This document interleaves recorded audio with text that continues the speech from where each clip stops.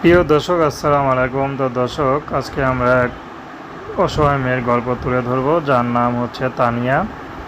তানিয়ার পরিবারে মা আছে, ছোট একটা ভাই আছে।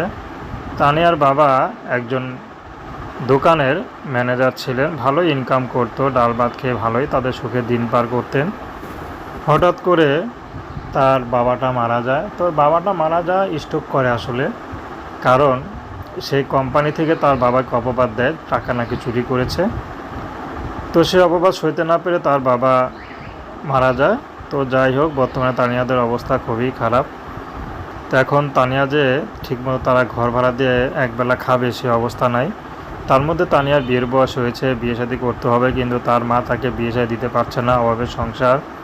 তানিয়া চাচ্ছে যে তার সুখে দুঃখে যে পুরুষটি তার পাশে থাকবে, তানিয়া তাকে বিয়ে শাদী করবে, সে হোক না বিবাহিত, তাতে কি, যদি সংসার চালাতে পারে তাহলে সমস্যা নেই। তো দর্শক, প্রেম ভালোবাসা বিয়ে শাদী করা আপনাদের ব্যক্তিগত ব্যাপার।